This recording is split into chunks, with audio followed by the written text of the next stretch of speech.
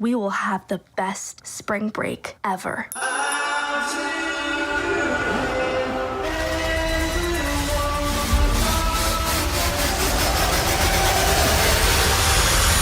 11 deals with some pretty horrific bullying through several episodes in the show, in different contexts, really. How did you end up connecting with that storyline? I went to school when I was younger, and I was bullied. I had to change schools for it. So it was kind of a real experience. I actually remember filming a scene where they were bullying me, and I was getting actually really upset. Oh yeah, me too. It is a traumatizing experience. It was actually mentally very hard. I had to be very strong and thick-skinned and keep reminding myself that it was just my job. I have made lots of friends. Even so, I am ready for spring break. Maya, you were a new addition last year, and I don't believe you had any scenes with Natalia in season 3, but what was it like working together and bringing that to life? It was just so fun. I mean, the days that we would have scenes together were both some of the most relaxing of my days on set. It was always it was really positive, calm energy, which isn't always the case. I don't know. I just loved it. Honestly, it was really fun to obviously work with Maya, the actor, who's very talented and very fun to work with, but also for Nancy and Robin, to kind of play off of each other it was just like a fun thing to explore. Joe, Steve's storyline in the first few episodes is about him trying to figure out his own love life, which hasn't worked out well for him. I'm curious what you think Steve needs. He needs a swift kick in the butt. No, if I was Steve's dad, I'd be like, "You're moving to the city." I'd just kick him out. He'd have to move to the closest city. I think it'd probably be good for him to, now that he has some real support kind of from Robin in his life, I feel like it would be fun to see him outside of the world of Hawkins. I think that's kind of a cool thing to imagine. A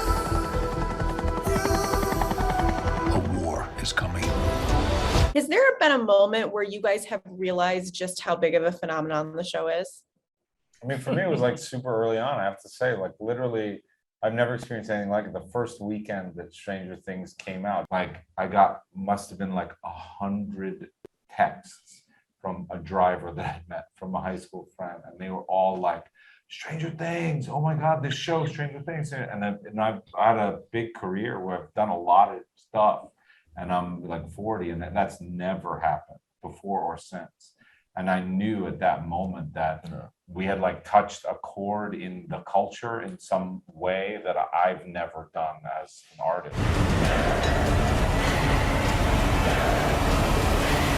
I've been part of movies that are sort of touchstones, Beetlejuice, things like that.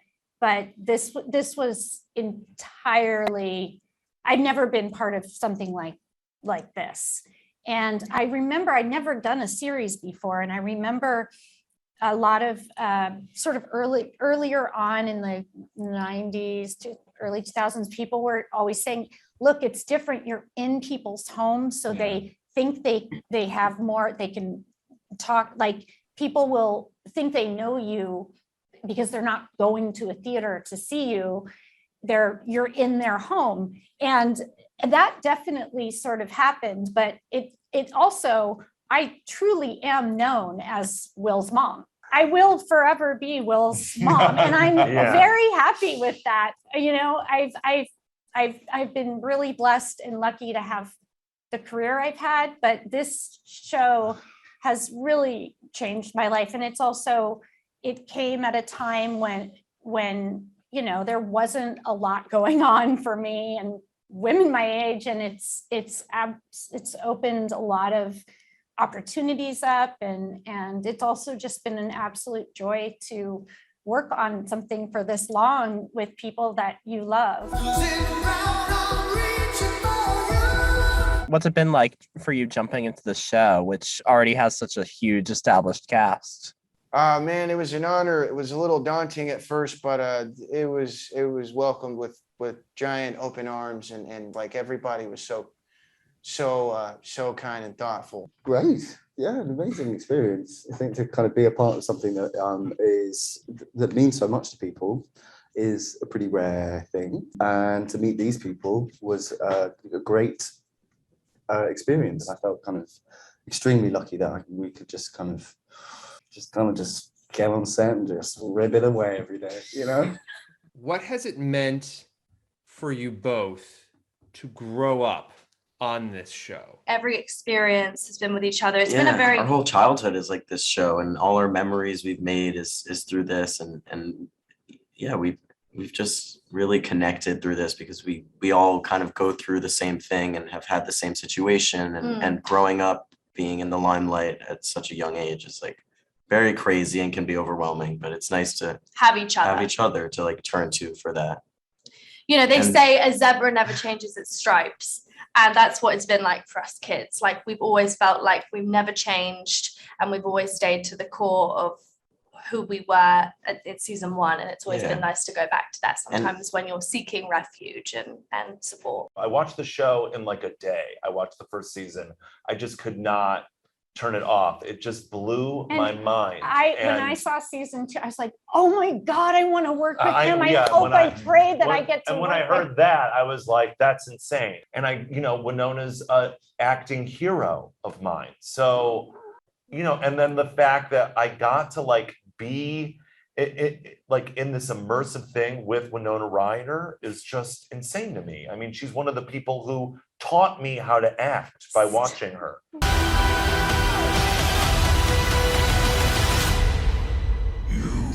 Have lost. What can you guys tell me about like the new sort of big bad for the season, Vecna? Sexy. Terrible breath. Sexy? He's not good. Yeah. He's a bad guy. He's a bad guy that we can't really talk about. Bad guy. We always get asked, did you ever expect it to be as big as it was? And I was, at the time when the first season came out, I was doing this movie, and like this tiny town of Asturias, no one was speaking, everyone was Spanish speaking.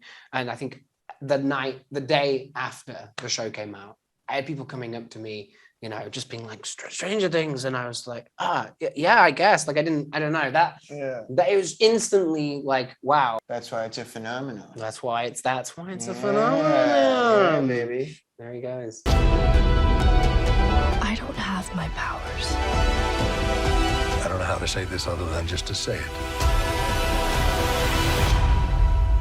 Without you, we can't win this war.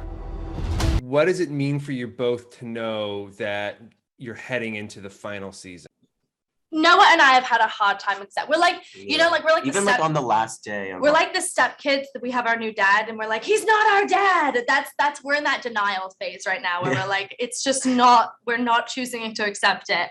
We're like the ones that you can't really talk about it around. But that was even like on our last day of shooting on season 4. I remember I was like going up to Millie and I was like, are you crying? Are you going to cry? Like, are you crying? Are you upset? And she's like, no, we're not talking about it yet. Like, there's still 7 more hours. Like, it's not over yet. And like, we just keep and then pushing it as soon away. as it was 4 a.m. and they said, that's a wrap, Noah and I were like, It's like those like cartoon like tears coming out of It's like a waterfall. See you on the other side. On the other side.